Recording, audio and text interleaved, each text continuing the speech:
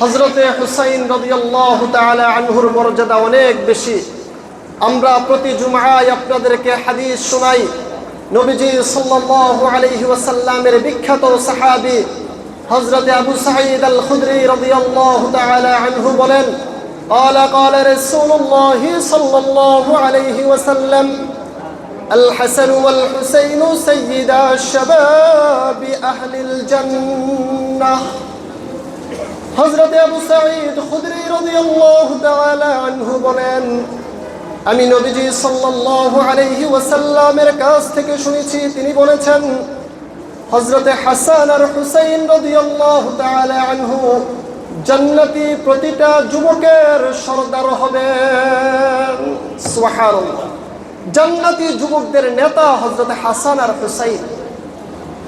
হযরতে হুসাইন হলেন সেই ব্যক্তি যিনি জান্নাতি যুবকদের সরদার হবেন।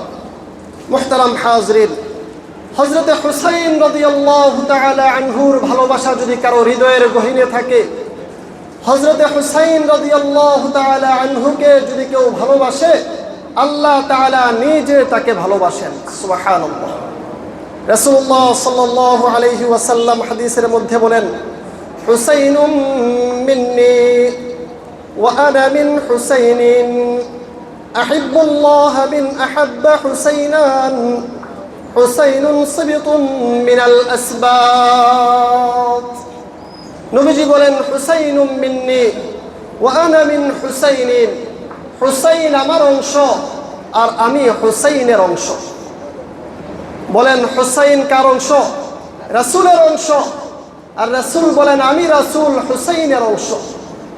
তারপরেও বলেন, আহিব্বুল্লাহ মিন আহাব্বা হুসাইনিন, আল্লাহ তাআলা ওই ব্যক্তিকে ভালোবাসেন যেই ব্যক্তি আমার হুসাইনকে ভালোবাসে। সুবহানাল্লাহ। যার হৃদয়ে আমার হুসাইনের ভালোবাসা থাকবে, রাসূল বলেন আল্লাহ তাআলা তাকে ভালোবাসবেন। সুবহানাল্লাহ। হুসাইনুন সিবতুন মিনাল আসবাত, নবী পরিবারের বংশ পরম্পরা এই হাসান আর হুসাইন থেকেই শুরু হয়েছে। হাসান আর হুসাইনের মাধ্যমে রাসূলের বংশ পরম্পরা শুরু হয়েছে। এই পরিবার ছাড়া ভিন্ন কোনো পরিবার থেকে রাসূলের কোনো বংশ নেই। রাসূলের বংশ শুরু হয়েছে ফাতেমা থেকে হাসান আর হুসাইনকে কেন্দ্র করে। মুহতারাম হাজরিন, তাহলে হুসাইনকে ভালোবাসা, এতে করে আল্লাহ তাআলা তার বান্দাকে ভালোবাসবেন। নবীজি সাল্লাল্লাহু আলাইহি ওয়াসাল্লামের জীবনী যদি চর্চা করা হয়, তাহলে দেখা যাবে রাসূলুল্লাহ সাল্লাল্লাহু আলাইহি ওয়াসাল্লামের কাছে একবার হযরতে হুসাইন রাদিয়াল্লাহু তাআলা আনহু ঘোড়া চেয়েছেন, যে নবী আমাকে একটা ঘোড়া দেন, যেই ঘোড়াতে চড়ে আমি পুরা মদিনার মধ্যে ঘোরাফেরা করব।